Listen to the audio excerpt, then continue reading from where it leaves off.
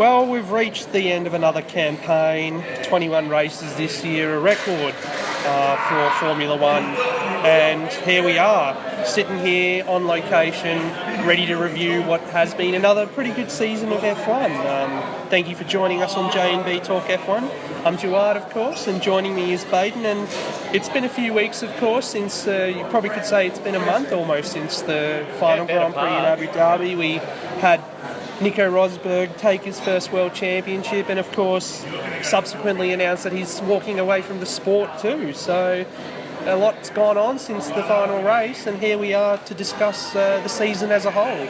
Oh, you could be forgiven for surmising that more has really taken place in the past 3.5 weeks than did even that final weekend and that build-up to it all. It's just been frantic. I don't think we can remember one quite in our own memories at the least. There's been so much going on, so much yet to play out, but the point is our 2016 World Champion off into the sunset, and really there's so many permutations to discuss around that, but a lot more pertinently the season that was. Yeah, exactly, the season that was. And the way we're going to do it here is not, your traditional season review where we just analyse team by team or go through monotonously race by race. Instead, we're going to focus on some key issues and focal points of the championship and discuss them in a bit of length, and of course, wrap it up all at the end before we say adieu for 2016. Now, coming into the season, off a dull 2015, you could say, the expectations were high. We were hoping that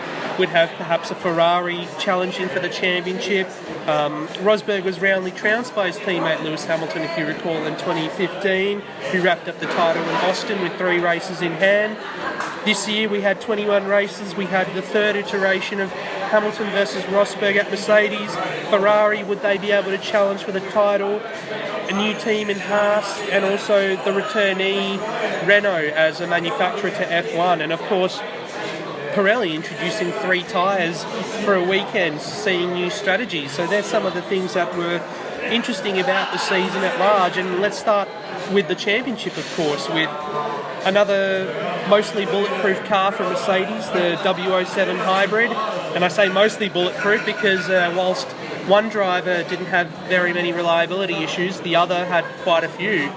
Oh, well, certainly winding back even further to that pre-season, it got to such a point, the drivers were racking up so many miles that they were having to break down those testing days and split it essentially because they just couldn't withhold the forces, I guess, their necks in particular. They were just so rocket bulletproof, and ultimately it manifested with Lewis Hamilton incurring the bulk, you could say, of issues which did transpire, but it didn't seem that way in the pre-season, and a lot of hype indeed on Ferrari at the same time. They were very promising, but ultimately we saw that didn't quite come to pass, and really as it came to play, you can discuss the merits of this bulletproof notion for Mercedes, one driver over another.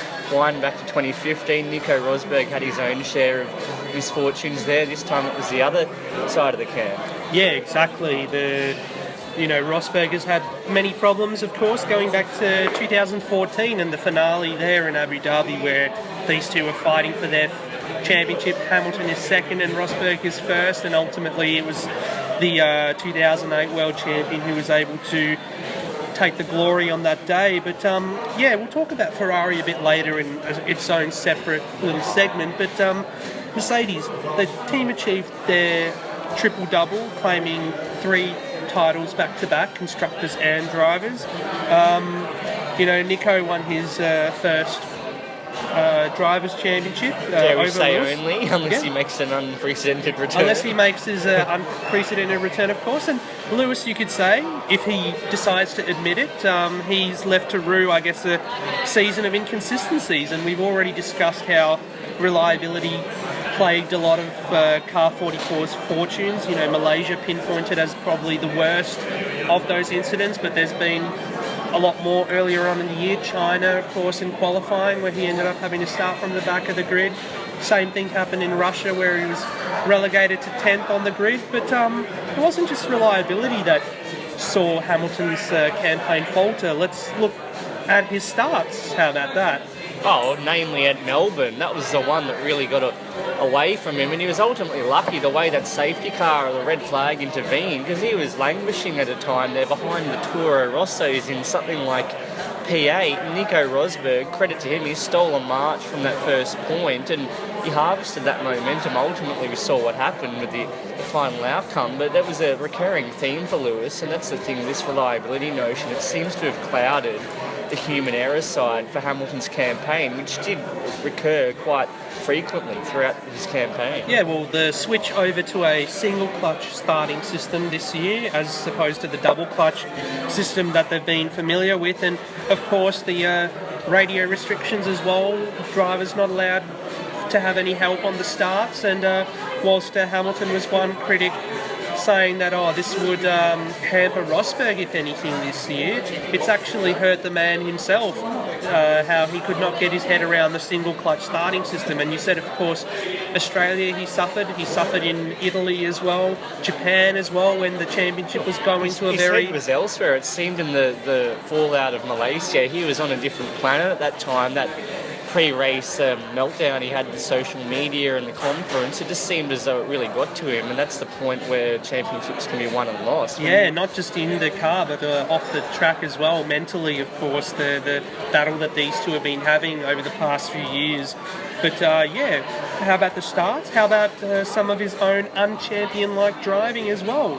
Stuck behind the Toro Rossos, as you said, he was unable to negotiate them in Australia and China, essentially chucking a fit and just giving up for not being able to pass those slower cars. Oh, I've seen that even winding back to his McLaren days. As soon as he realises he's not a chance of outright victory, he more or less puts the cue in the rack and just says, why should I even be here? Or should I just retire the car? And it's really quite a frustrating sight when those little points, even if it's not the maximum, are the ones which can get you over the line. And it's such an early phase of a campaign. It isn't the tendency of a calibre of a world champion driver. Oh, not just a world champion driver, but a multiple world champion driver. Yes, he's won 3 world championships, of course, and he's been one of the most dominant drivers of the current era. How many victories has he added to his tally since moving from McLaren to Mercedes? 32. And how many has he claimed in the hybrid era itself out of the 50-odd Grand Prix that we've had? So how does a driver with all those statistics behind him not be able to, translate that skill this season? We've not seen all the hype around Lewis Hamilton. We have not seen that driver this year. And the thing, it was his 10th season on the grid, so now he's had a round decade. He's rising 200 Grands Prix on the grid, and he still doesn't seem to have matured to the extent you would find from even an Ayrton Senna, who did mellow slightly over the years. Alain Prost was methodical. Fernando Alonso, the wily old fox he is, and even Michael Schumacher really did settle down a lot after that first title he finally gleaned with Ferrari in 2000. But that isn't the case with Lewis Hamilton. If anything, his petulant levels are realising new levels on a seasonal basis. And you've got to wonder, if not now, then when will it occur? But also, petulance, and also the preciousness that has come with the complacency of being with a top team. I mean, it'll be interesting going into next year, seeing, of course, he's going to have a new teammate, and he's sort of made it clear that he doesn't want, that kind of intense rivalry that he's had with Rosberg over the years, but also other teams, will other teams be able to challenge Mercedes on their little mantelpiece? Will he feel the pressure from guys like Ricciardo and Verstappen, or even Vettel and Kimi Raikkonen from Ferrari? But anyway, more coming back to this season. He came into Barcelona, the 5th round of the World Championship, 43 points in deficit to his teammate, who of course won the first 4 races. And with the pressure on him to get a win, what does he do? He ends up crashing into his teammate at turn 4 on the first lap. Oh, depending who you believe, the Sky crew, it was 40% Lewis's fault, 60% Nico's, and if they had their way, that'd be the end of it. But there was so much more that went on. I mean, he ultimately did learn, I guess, the aftermath of Abu Dhabi. It was put out there by none other than Ted Kravitz that Lewis made some kind of threat to walk out on the team at that point, and it just showed you, things weren't going his way. He instantly throws the toys out of the pram. Oh, indeed, and we can talk about that being a point. If Nico were to lose this championship, that was a point where he would have lost 25 points easily, because he made the better start than Hamilton. Sure, he might have got caught up in that harvesting mode, which caught Hamilton out by surprise, who was blazing down into turn 4 at that moment. But Rosberg made the better start once again. He had the ascendancy, and in the end it was a balls up from Hamilton. So, and I guess this is also the biggest flashpoint we've seen between the two since Belgium 2014. I mean, the team didn't know how to react. They were flabbergasted, like we all were. They really almost seemed at the time just to beyond polarised. They didn't know what to do, essentially, just standing still, and the inertia that you need to be a champion team, it just seemed to ground to a halt, and obviously there were some stern words internally. We didn't see that manifest. Maybe it did, though, at Austria. We saw that coming together was not quite nearly as calamitous, because both drivers came home. Lewis Hamilton ultimately leading the victory there, but just showed you that was really the point, I guess, of almost no return between the two as far as it was concerned. And just a little point as well, I guess, that get to the end of the fork in the road, Rosberg and that notion that, he lucked into this and this, had Spain transpired as a clean-cut affair and he had gleaned maximum points, that would have been 7 more points over Lewis Hamilton ultimately, and that would have more than shored up his title. Oh yeah, it would have made it more difficult. Even more case for the German to have had credibility to his world championship. Yeah, well, he would have had 10 wins in the end, or even... absolutely. Yeah, But anyway, Lewis, after the fallout in Barcelona, Lewis's first win of the season came at last at Monaco, a venue which he had not won at before previously. Rosberg had his struggles in the wet, and that was one thing that was saw a lot of criticism towards Nico this season, how his confidence in the wet was not as much as, say, a Verstappen or a Hamilton. I mean, I kind of likened him to Jorge Lorenzo from MotoGP. Every wet race that we've had this season, Lorenzo has struggled. He just doesn't have that confidence. And Rosberg, we saw him struggle there. But things didn't all go Lewis Hamilton's way that day. Well, they did, because... well, let's not forget as well, Nico Rosberg allowed his teammate through early on, and it's like he could have held him up for the balance of that race, and where would he been? So, team sportsmanship coming straight after Spain, it's all on hand. Yeah, so at least Rosberg's still thinking about the team there and letting his teammate through. That was quite a significant moment, and that, I guess, separates these two entities as well. One guy, not thinking about the team at all, despite him being an employee of an organisation. I mean, Lewis Hamilton being a driver for Mercedes-Benz is no different to someone working at McDonald's. You are an employee of an organisation, and no matter what your ego is, you still have bosses that you have to answer to. It comes back to that philosophy, the sum of all parts, and being more greater than. When it gets to that point, when the individual believes that they are mightier than the whole, that's when the roof collapses and all sorts of chaos can just erupt. And yeah, exactly. That's how it really is. But Monaco, Lewis essentially gifted the victory. I mean, this is going to be a bit of an understatement, but Red Bull had a fumble in the pit stop with Daniel Ricciardo, who started from pole position. And as I say, fumble is an understatement. It was a pretty big cock-up. They didn't have his tyres ready, or they were at the back of the garage. They couldn't get him out there. To quote Dan, I got screwed today. So there you go. And that was how Lewis got back on the board. Rosberg finished down in 5th, I'm pretty sure, that day, or 7th, I think it was. Then the next weekend in Canada, a bit of aggression from Hamilton at turn 1. He effectively maimed Nico. Nico got a good start once again. Hamilton just tries to cut him off completely. Nico ended up with P5 on the day while Hamilton won again, but we were seeing signs of desperation from Lewis. Oh, I think at that point he really had to just get his arms out, and yes, you can say that it's good to see in some respects. He probably had the right of line, but at the same time, Nico Rosberg, he was not sticking his nose in where it shouldn't have been, and ultimately he ended up having quite a scrappy race, you could say. He ended up coming, I think, at a spin later on in the day. In the end, yeah. And that cost him perhaps a 4th, and it was down to Sebastian Vettel, and at that time it was another instance of Ferrari potentially having a race win on its hands, and their strategy left them wanting. Exactly, yeah, Ferrari with another, and that's what we'll talk about a bit later anyway. But Lewis showing the aggression, showing a driver who's desperate to get his campaign rolling, and you know, Rosberg trying not to fall under his spell as he has so many times in seasons before. Well, the following weekend, well, I'm not sure it was the following weekend, but 2 weeks later in Baku, the first race in Azerbaijan, Lewis was making mistakes all weekend. He had mistakes in qualifying, mistakes in the race, and this is where, as you alluded to earlier, we had certain media outlets begin to show their true colours, saying that, oh, the sun got into Lewis's eye during qualifying, you know, trying to make up excuses as to, you know, yeah, the man's made a mistake, accepted. No, we can't because he's perfect Lewis.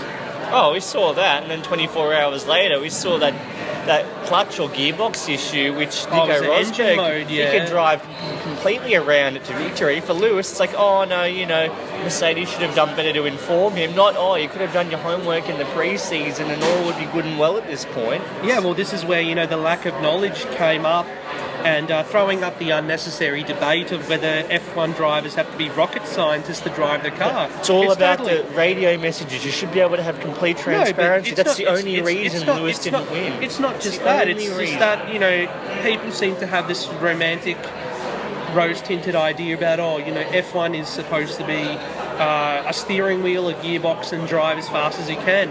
It's not anymore. It's evolved over the years, and evolution. You know, to be the perfect driver, you've got to understand all these other components. I mean, to achieve, you know, the fastest cars are no longer going to be the ones with the biggest engine and just a steering wheel on hand. If you want to be Fred Flintstone, then go back in time and be Fred Flintstone. But tactical nous, it would seem these days, is about in the wild. I guess you got to what you can praise more about F1 drivers than any other athlete is the fact that their senses and knowledge with these sort of things as well make them, you know, I guess you could say super nerds as well as super... You could call them intellectuals at this point, rather than just going out there and being, I don't know, not the brightest, perhaps you could say, if you go back through the years, not someone who perhaps had no education per se, but just didn't put in the time on the side, which is now, really, it's almost 90% of the job, is doing that homework before you get in the cockpit. So what's not to be, you know, excited about seeing someone at 300 kilometres an hour making adjustments on their steering wheel? I mean, it's fascinating how they have the reaction times to be able to do that, and I think that gets overlooked a lot. Admirable, but it gets overlooked all the time, and everyone has this rose-tinted idea about, oh, we want to see them driving wheel to wheel as fast as we can. Well, if you want that, then start your own Fred Flintstone racing series, you know, where you can have as many buffoons as you want. Just Formula Nostalgia or whatever you want to call it. Formula Nigel, we try to say. Yeah. Anyway, but yeah, since Baku, Rosberg won another race. He had that lead in the championship, of course, over Lewis, and that's where things really changed. The month of July, the calendar month of July, where we had 4 races in that single month, a new record, you could say, and Nico Rosberg ended up having been roundly trounced in that month by his teammate. A month of Lewis's. Hamilton outscored Nico 100 points to 57. He came into the mid-season break with a 19-point lead in the championship. And let's begin with flashpoint number 3 of the year, and that was in Austria, where Nico made the mistake on the final lap. Yeah, well, you could say that he, exiting turn 1, he made a bit of a blue on the braking there and got a very tardy exit, and Lewis clearly he sees that momentum, got that run on him, and Nico, though, he was entitled to defend as it was. Just because he was compromised doesn't mean he could just on a silver platter let Lewis through. And going further back in the race, that notion again from the Sky crew that Lewis was somehow morally obliged to victory because his strategy was somehow inferior to Nico's, that weighed into the entire debate. As it came to pass, they came to blows, and Lewis Hamilton ends up with victory. Nico Rosberg limps home in 4th. He gets a penalty which didn't end up costing him any more positions, thankfully, because there was nothing really callous in the action itself. But to me, that moment was quite significant. It was Nico Rosberg giving Lewis a taste of his own medicine, and I know more so than that. And I know that, you know, a lot of people villainise Rosberg quite a bit, and I think at that moment he had the right to be the villain. And, you know, Hamilton playing the mind games over the last 3 years. Sometimes you've got to be the villain to be the hero. It was Rosberg telling Hamilton, F off, mate. Well, It's well, between that and Spain, Rosberg wasn't the villain there. He merely didn't give any quarter to Lewis, and Lewis was too slow to react. And those two were really decisive moments. And I think the message really sunk in from that moment to Lewis that he's not someone to be trifled with. There you go, and this is the strongest that we've seen Nico all year, despite, I guess you could say, he went into his shell a little bit over those next 4 races from Austria to, from Great Britain to Germany, where Hamilton just dominated those races. He got that 19-point lead back in the championship. He did what people said he couldn't do at the start of the year after Rosberg won 4 races in a row, but yeah, coming out of the mid-season break, a well-deserved break, you could say, for Nico. It was the start of his fight back. I guess you could say Hamilton had that engine penalty, which was inevitable that he had to take. But Nico won 4 of the next 5 Grand Prix, at races which his teammate typically won, which was the thing we said earlier in the year, that it's key for Rosberg to start winning at venues where he's not won before, and boy, he delivered. Fair to say he just had to win full stop, and I don't think many people saw that resurgence coming. We all thought that Lewis Hamilton, the juggernaut, was unstoppable at that point. We were quite privy to that idea. He would have to serve a power unit related penalty at some point, and that ultimately did come at Belgium, and quite fortuitously Lewis capitalised on the safety car deployment there. Kevin Magnussen's sizable shunt had allowed him to really end up in 3rd position, and not trying to get ahead of ourselves. Yeah, so they're Lewis more valuable points that he's recouped that he mightn't have had without circumstances. Yeah, well, Lewis, was able to get those points back, of course, with that podium finish. Who would have thought that he would have done that? But he did in the end. Nico won, he had to do the job, and he did. And then we come to Italy, another balls up from Lewis off the line. Off the line. Yeah, Nico doesn't makes need any incentive. But he wins. Singapore, the German states, was one of his standout races of the year. He was under intense pressure from Daniel Ricciardo throughout the whole race, and he was able to win that one. The margin was quite small at the end as well. But then, for me, probably Malaysia is where we saw Nico drive like a champion. He was punted off by Sebastian Vettel at the first corner on the first lap. He had to recover from, being effectively at the rear of the grid, despite getting that ridiculous penalty, of course, as well, for that little touch with Kimi Raikkonen towards the end of the race. And, of course, this was where Lewis had his engine blowout, which everyone says is the sole reason for his demise in 2016. And that lead that Hamilton had in the championship slowly switched over to Nico, where he had the 23-point lead going into Japan.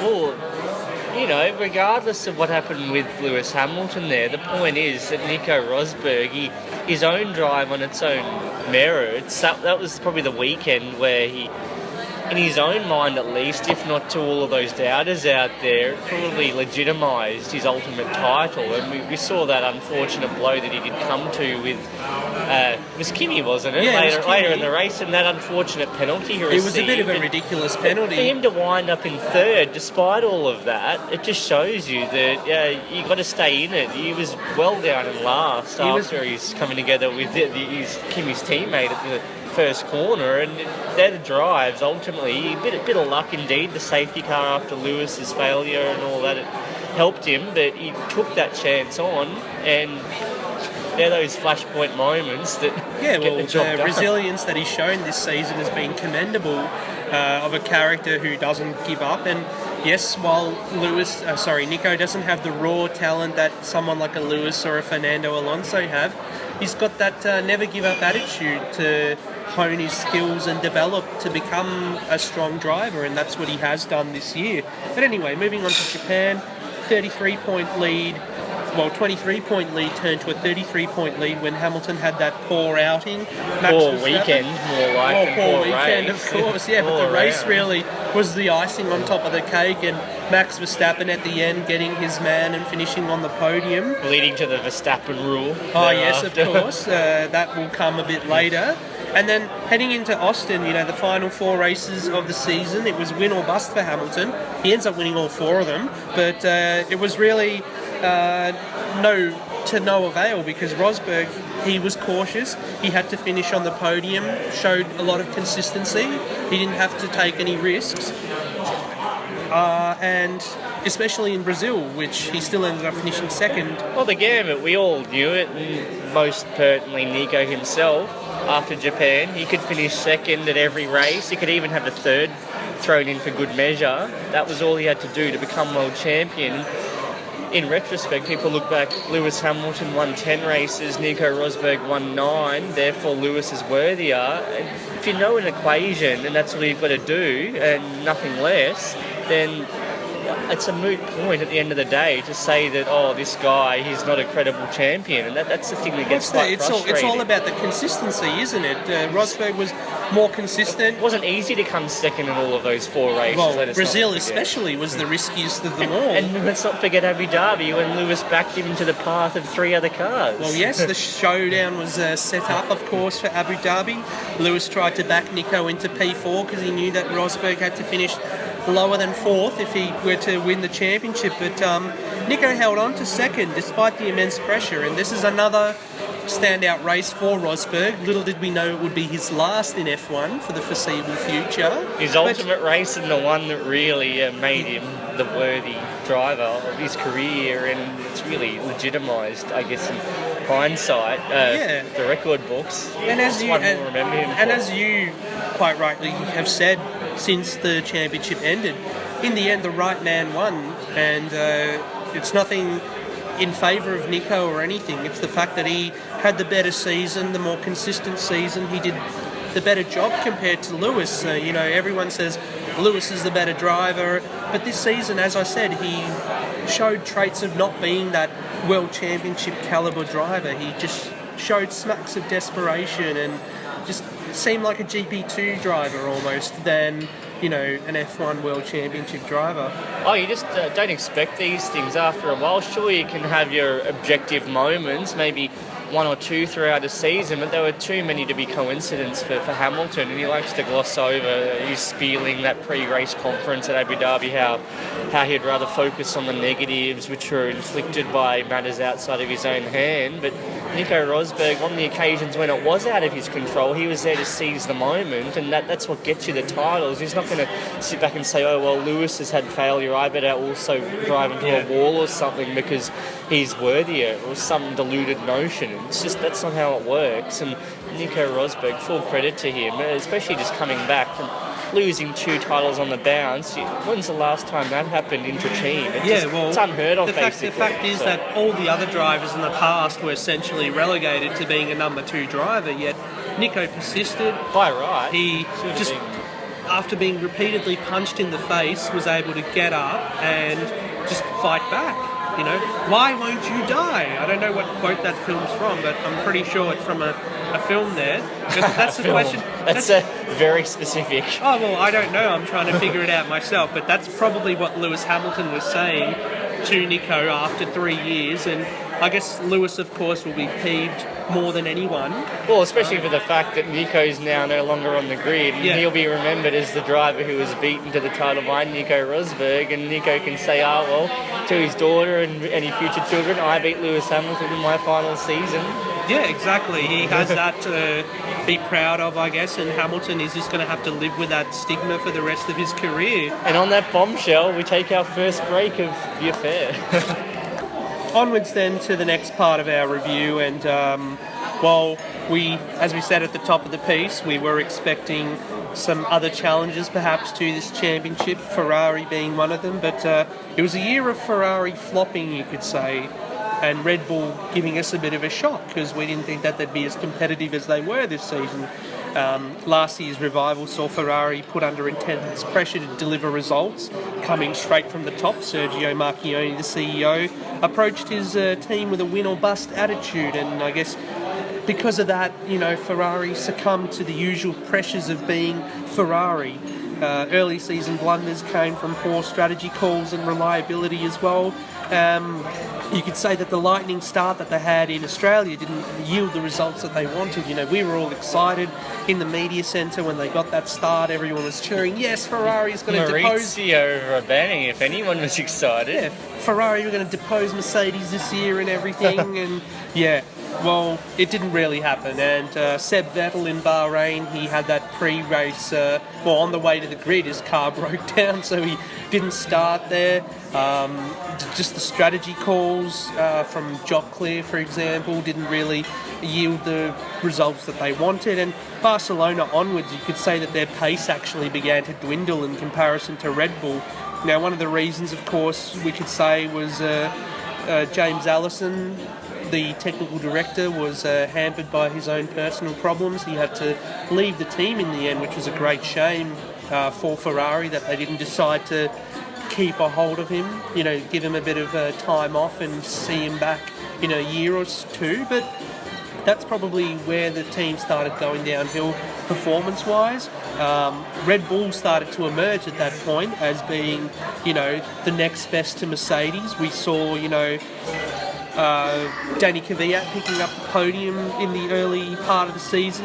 That's right, he raced for Red Bull, didn't he? Yes, he started his season in a Red Bull and finished on a push bike, if you recall, Abu Dhabi. Very but clever. anyway, after 4 races of bad luck and a podium, Kvyat was dumped from Red Bull Racing, of course, with that infamous run-in with Seb Vettel in Russia at his home Grand Prix. And I guess this was the reason that Red Bull used as an excuse to shaft the Russian in place of Max Verstappen. Now, that was one of the biggest stories this year that we had. Hard to know where to start with that one. It was just clearly one of those moments where Red Bull, they saw it was an opportunity too golden to pass up on, and the poor Danny Kvyat, not a week, a race after that podium. It was a solid drive he had at China there. He had that tangle with Sebastian Vettel. We saw the post-race, so what happened at the start. Yeah, in China, but then in Russia it was a lot more fruitier, you could say. You could say indeed Vettel was quite peeved, especially at his old employers, and the fact was that decisive action was taken, and perhaps to shore up the Dutchman services there in Max Verstappen, he got the promotion to Red Bull, and clearly he's going to be under their wing for some time to come as a result the decision of that. was immediately vindicated, of course, because we got our youngest ever Grand Prix winner in the Spanish Grand Prix with Mercedes taking themselves out. It was a duel between Red Bull and Ferrari. We've always wondered how F1 would have been in this recent era without Mercedes at the top. And Barcelona was that race, and we got a classic duel between 2 Ferraris, 2 Red Bulls, and in the end it was the 18-year-old who outsmarted the 36-year-old Kimi Raikkonen to the victory in the end. Oh, this is another example from Ferrari's perspective. It's another lost opportunity. That was golden on the platter for them, if not at Australia, even going through Russia earlier on. They were looking strong, but they managed to have a balls up with that one. And then we moved through the season, just one of many opportunities. They had one for a victory and they couldn't make it work, and Red Bull probably harvested that momentum from the victory, and that point onwards you could legitimately say more weekends than not they were the best of the rest, and they developed at a lot more of a staggering rate, you could say. They had some genuine weekends where they were almost on par with the Mercedes. Yeah, Singapore was one we were hoping that they would get another victory under their belt before Malaysia came around, but you could say that it was a standout year definitely for Daniel Ricciardo. It was his best season to date, of course, finishing 3rd in the standings once again. Oh, well, even more impressive, you would say, than his 2014 campaign, not least dealing with the behemoth and the juggernaut of the Verstappen train. Yeah, of course, Verstappen being a problem for him as well a little bit, but how about being hampered by his own teams? And Barcelona was certainly one of those first moments where Red Bull seem to be in favouring of Verstappen, you could say. It's been speculated and argued, but I guess it was just he fell on the wrong side of the strategy call that time. Oh. In Barcelona, that is.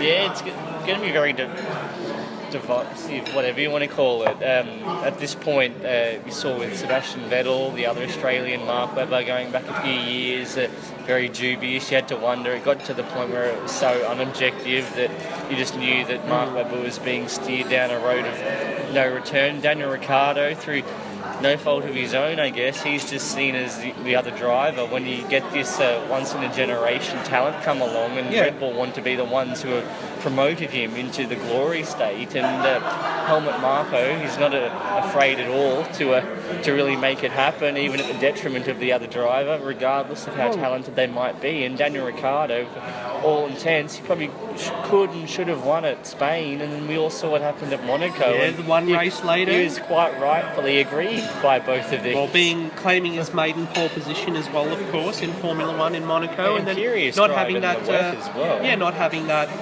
transpire into a victory, of course, is pretty disastrous. And of course, around that time, we had certain media outlets even questioning Ricciardo's skill, that the fact that he's been outshone by his teammate Verstappen at this point, and I think those guys are probably silenced now, because whilst Verstappen has been electric and great for the sport to see a breath of fresh air, Ricciardo seems like more of that complete driver. He's had a few seasons under his belt now, 3 campaigns at Red Bull at the top, and next year we really look forward to seeing him more than Verstappen perhaps fighting for a championship, because the time is right for Dan. He's just got that complete package around him that, from both inside and outside of a car as well, because we know how jovial he is and his character, and we talk about how F1 lacks character sometimes, while some people say, well, Lewis Hamilton is the perfect celebrity for F1. Well,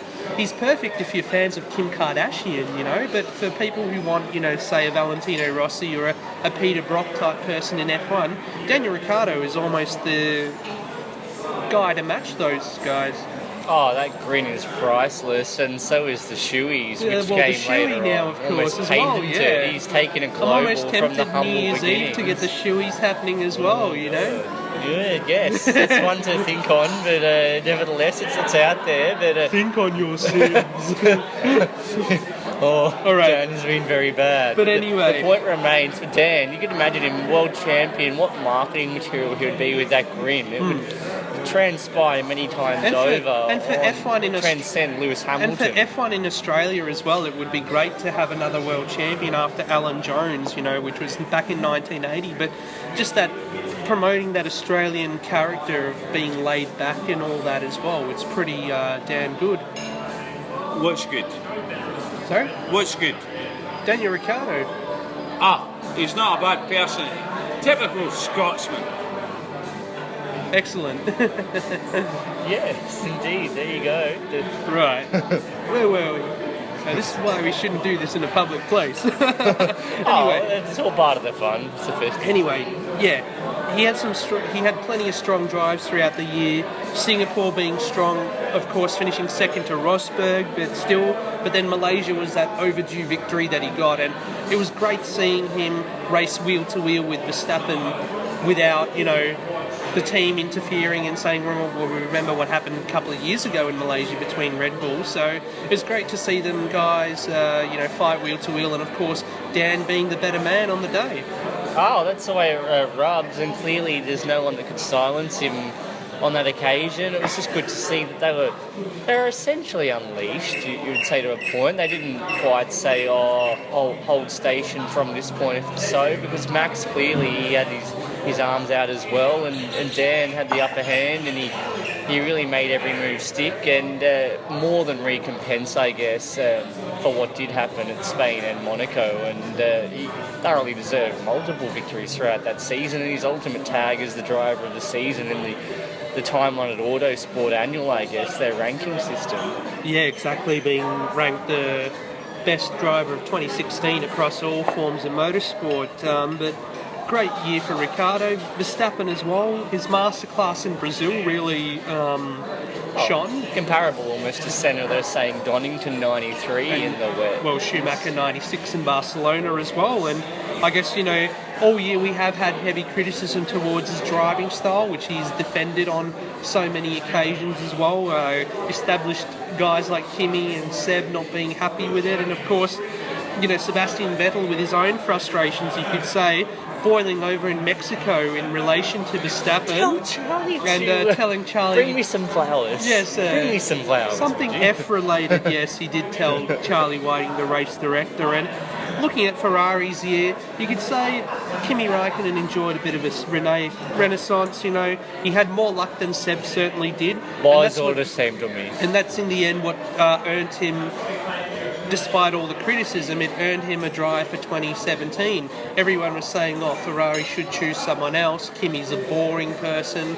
But who doesn't love the Iceman? You know, we want to see the Iceman winning races, telling the team, leave me alone, I know what I'm doing, you know. And I'm sure next year, if Ferrari get their act together, he will be up there. But between Ferrari getting its act together and the regulations being tailored to Kimi, I guess, in his forte, those early 2000s, and even his title in 2007, if he can hark anywhere near back to that level, there's no reason why he can't be around in 2018, which I've been quite a proponent on for some time. And clearly that trend, ultimately on the points table, he didn't outscore Sebastian Vettel, but on a race-by-race basis, he was really there most of the ultimately, time. Kimi got no more. He didn't score any more podiums after Austria. You know, he had 3 overall to Seb's 7, but you could still say that just his qualifying speed this year has improved as well. He was very nip and tuck with Vettel this year, and I know qualifying's been a big criticism, big thing that people have criticised Kimi over. And for Ferrari as a whole, they only scored 2 podiums in the back half of the year, and that ultimately saw Red Bull take over that second place in the Constructors' Championship, and of course Ricciardo taking 3rd, Vettel 4th, Verstappen 5th, and then Kimi 6th. It was ultimately irrespective at the end, I guess. It was irrelevant because they were all so closely bunched together that it was just a sign that they were all having respective good seasons. Well, Verstappen, you know, you could say his season arguably started in Barcelona, so 3-4 races after...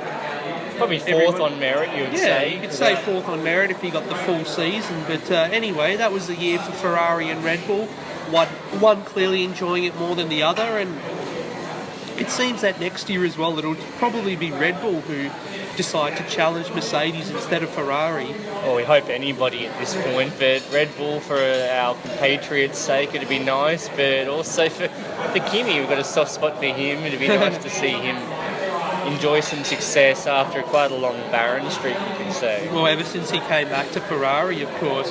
But anyway, moving it on, and let's talk about the best of the rest then, because behind the top 3 teams, there was quite a race to 4th in the Constructors' Championship, which ultimately boiled down to being between Williams and Force India.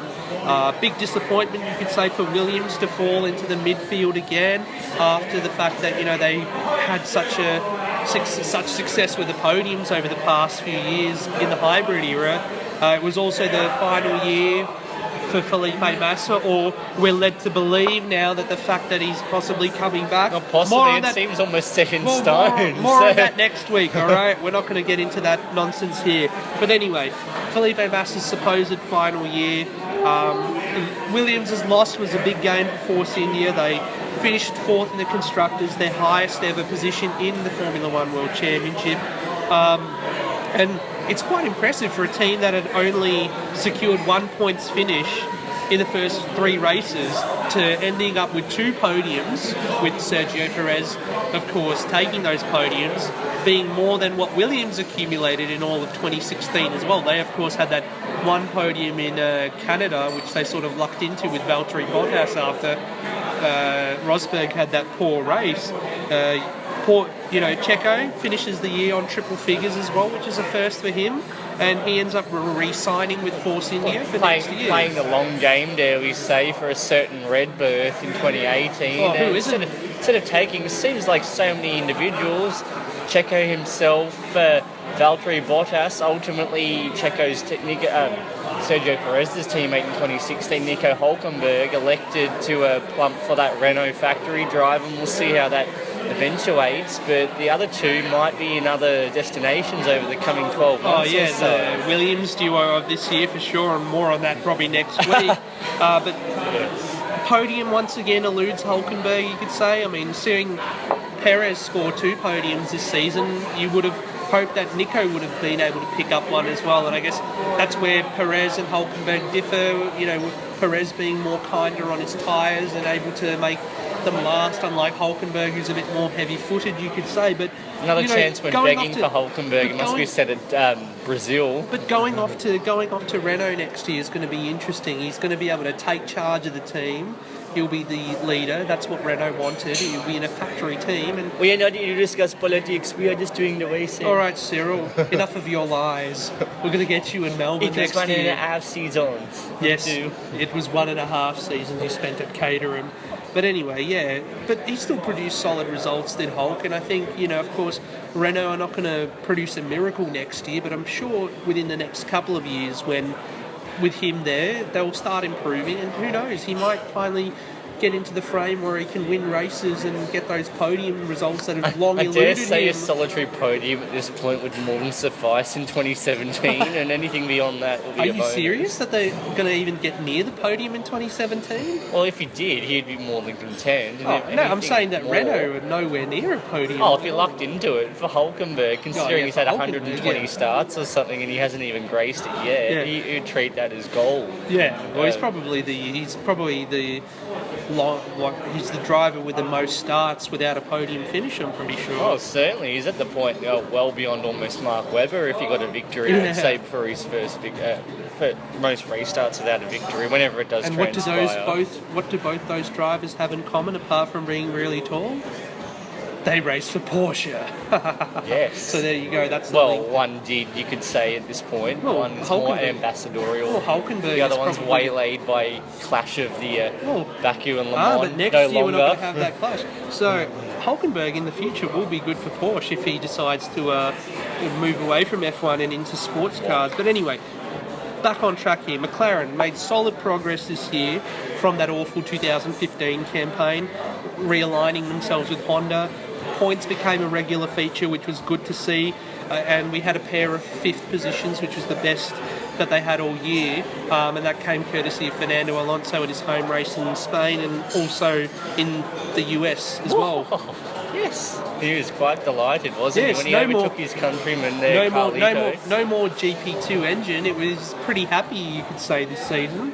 It all comes down to 2017. However, we heard that speculation that he might try and No, cut he's not himself gonna go to loose to Mercedes. Mercedes. That's clearly, it was fanciful thinking, as much as a romantic notion to reunite with his old sparring partner and Lewis Hamilton was. It'd be really Sparring partner or whipping boy? whatever One's you want to going to bend the describe other it. over and just... BDSM style or anything like that. no. But the point is, you're seeing out this project at least within the confines of his original 3-season Which is commitment. good to see, and considering in any the past kind of- Fernando has broken pretty Oh, much well, he all had- of his He commitments. had a good 2 seasons on his Ferrari deal. Apparently, when Luca de Montezemolo, Yeah. he had some sort of entitlement to depart as well. Yeah. And hopefully this time, new reign, I guess. Upheaval from McLaren, we've already heard. Ron Dennis has dearly departed. Zach Brown is in, but hopefully next season is at least traces of the old McLaren we used to know, whether it's victories or just a Podiums, podium yeah. here or there. It'll be a huge step in the right direction. Hopefully enough to see the Spaniard recommit for another year or two. And also there'll be the excitement next year to see young Stoffel Van Dorn, following the points that he scored on debut in Bahrain as stand-in for Fernando Alonso after that massive shunt that he had at the first race in Melbourne. So a lot of excitement around Van Dorn, of course, next year. He scored 10th. That was the first points for McLaren this year. Jenson Button, his final campaign in Formula One yielded P15 in the championship, and I guess he scored a season best result of 6th at his home race in Britain. Sadly, podium eluded him. A podium finish eluded him in Britain. But 6th is still pretty good. I remember in Austria he had a pretty good run there at the start. Yeah, he Right, was. it's 5th or Well, something. he started 3rd because of all the penalties. The best start that he's had He since qualified 2000. 16th and Yeah. ends up 3rd on the grid. Yeah. Like And 12 then, cars got did PU a pretty good issues. job in the first few laps to keep the other guys behind. So it'll be sad not seeing Jensen on the grid next year, if not just for his performances on track, but just the character itself.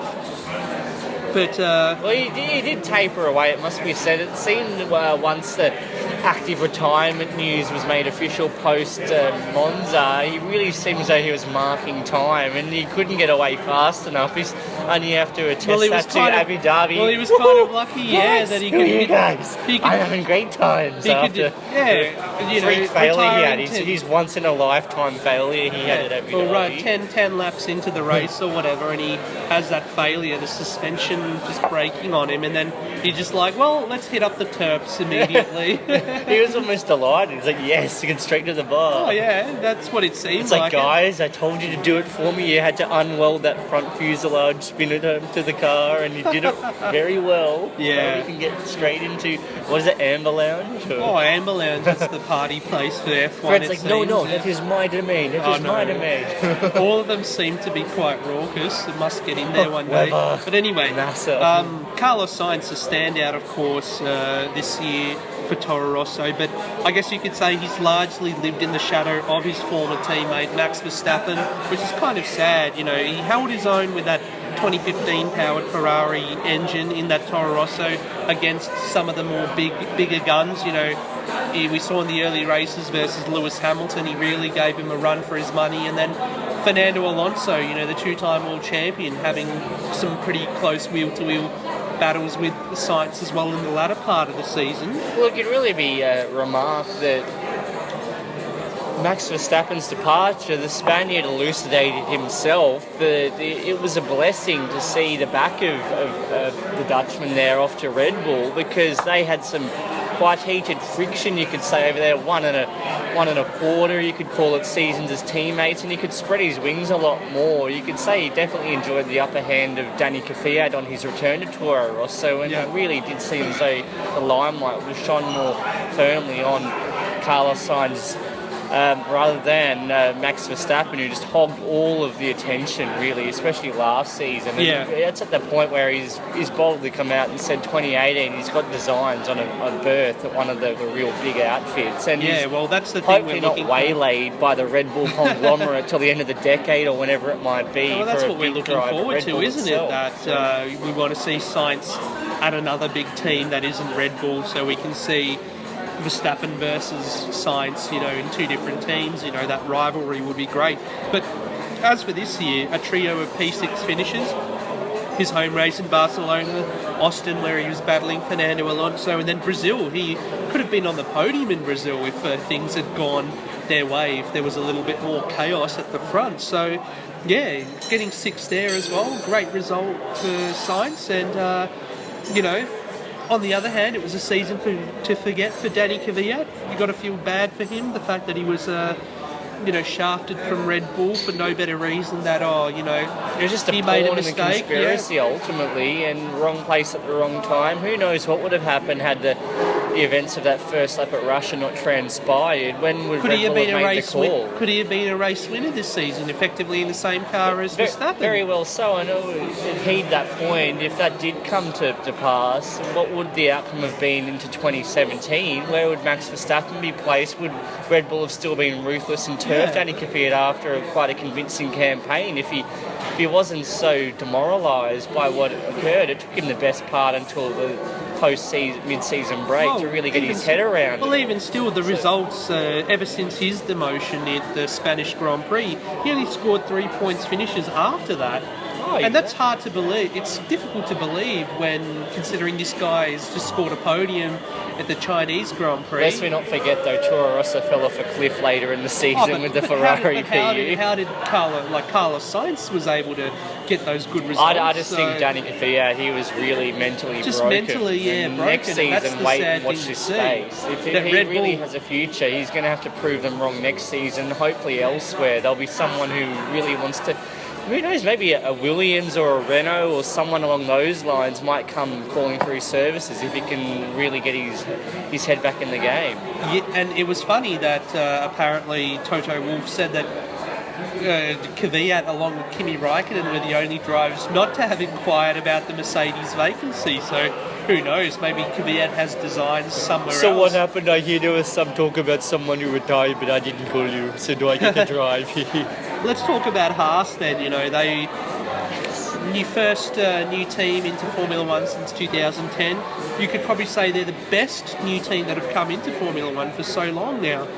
They had a win, you could say that in quotation marks, on their debut race in Australia.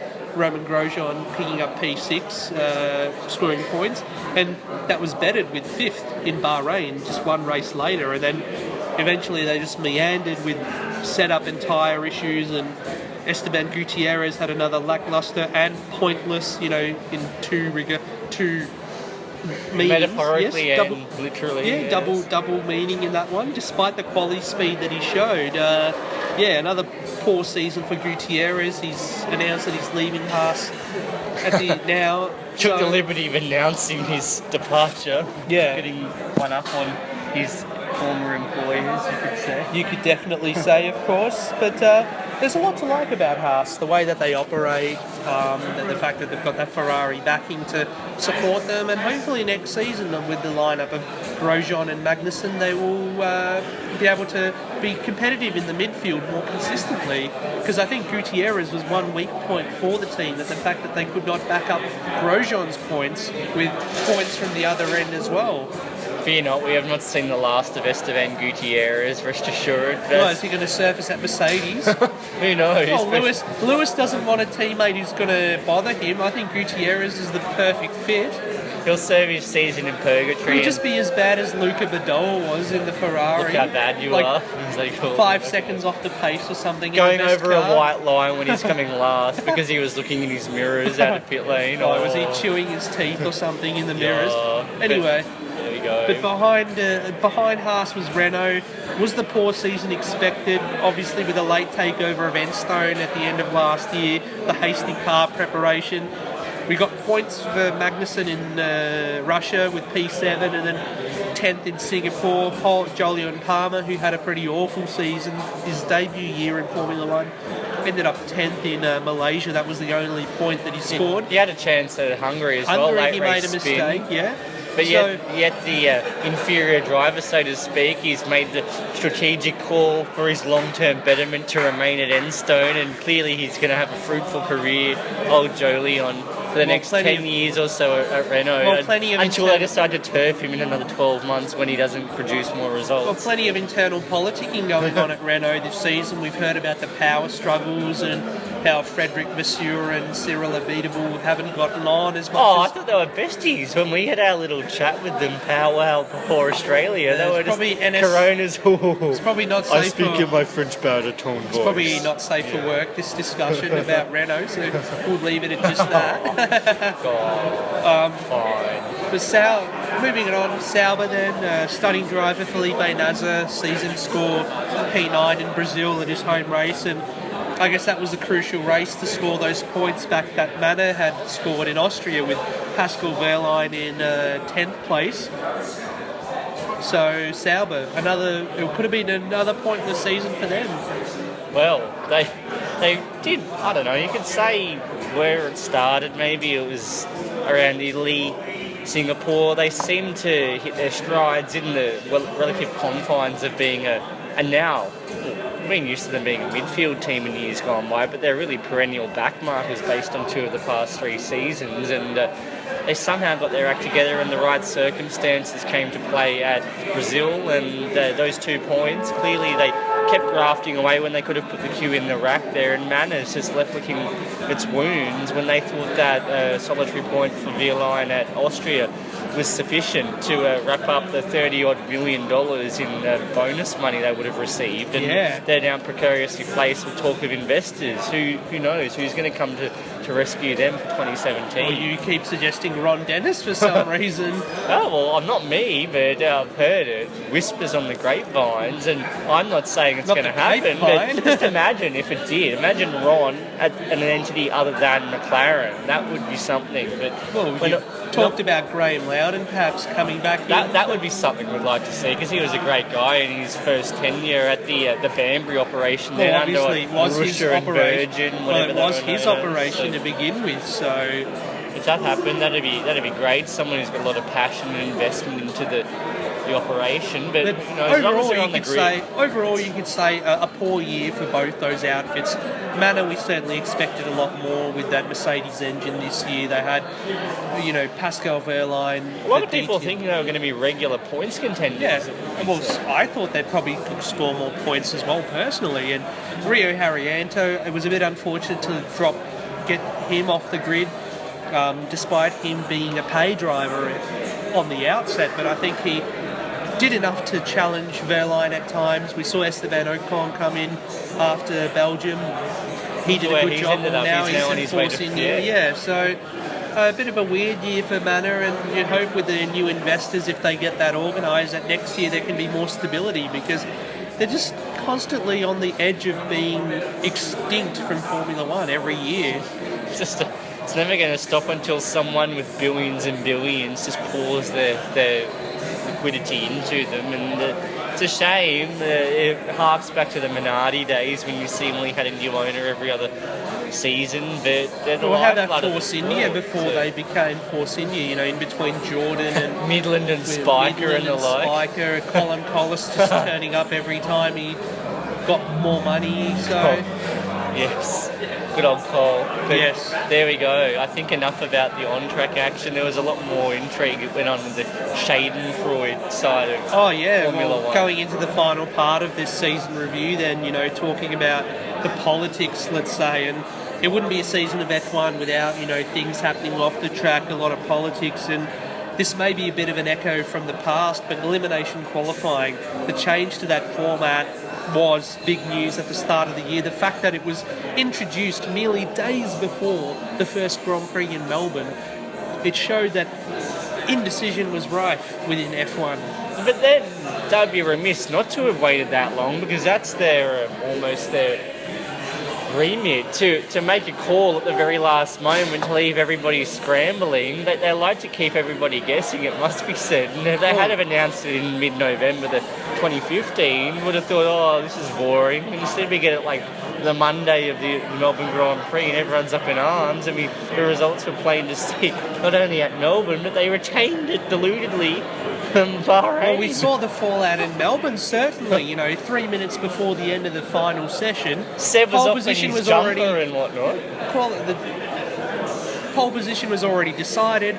Grandstands were emptying. You know, what a farce. I mean, this elimination qualifying was supposed to keep everyone in their seats for the entire qualifying. That there would be cars out, you know, on track for the entire 1 hour duration. Yet, you know what? 3 minutes before the end, everyone's parked up. You know, Seb Vettel's gone and got his jeans and jumper on and everything. The grandstands are emptying. I've got people in the media centre yelling all sorts of expletives, and then going into the press conference just after that, Vettel, when asked about the question, as you'd expect all the drivers would have been, said something like, well, we knew it was a bad idea anyway, yet we decided to go with it. Thankfully, the race afterwards was quite entertaining the next day, but as you said, they tried it out again in Bahrain, and it wasn't until the Chinese Grand Prix that they decided to switch back to the old system. And, you know, was it a power play? Was it the rule makers trying to stand up to the teams and the united front? You know, Bernie telling the Windbags United, you know, the strategy group and the GPDA to F off or whatever.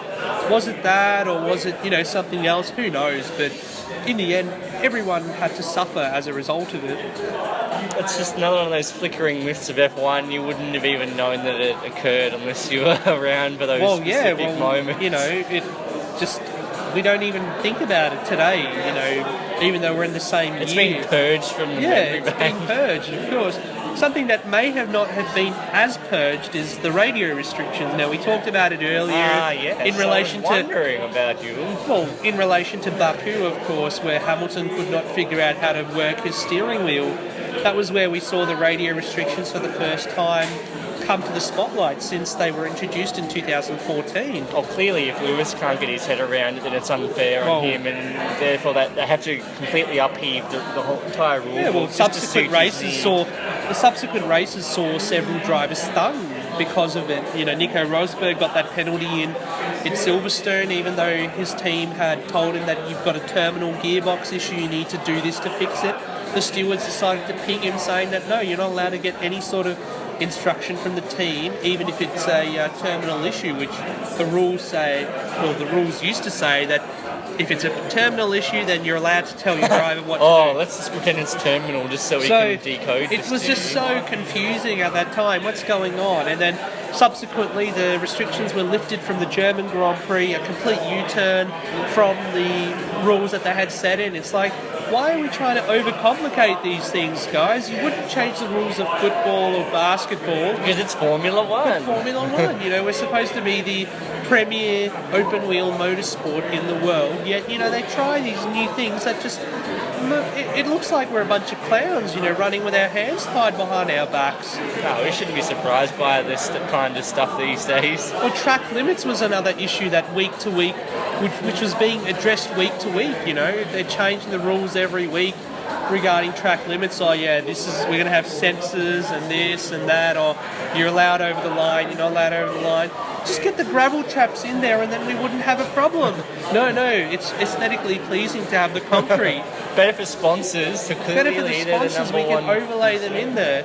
My goodness, it's just, Look, it was at those moments where, you know, despite the great on-track action we've had this year, where you wanted to tear your hair out because there was just so much inconsistency and indecision that was annoying.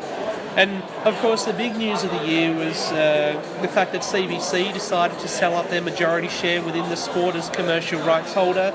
Liberty Media coming in from next year. The sale is supposedly meant to finish next year, and all these antitrust authorities and whatnot have finally signed off on that as well, the sale, anti-corruption and all that. So what does the future hold for F1, you know, with Liberty Media? Are we going to see them finally giving it to the fans, you know, a lot more access and whatnot? Are they going to make the sport more equal as far as the teams are concerned, you know, make it more, show more equality? I heard those rumours about them wanting to almost introduce that franchise model, budgetary capping, whatnot, back to the traditional European events. And I guess the budget cap's always been a contentious one, going back to 2009. We nearly had the entire breakup of the sport over this issue, whether they can do it in an equitable manner that appeals, I guess, to the manufacturers, the ones who really feel like they're being given a hard bargain if that were to come to pass. Well,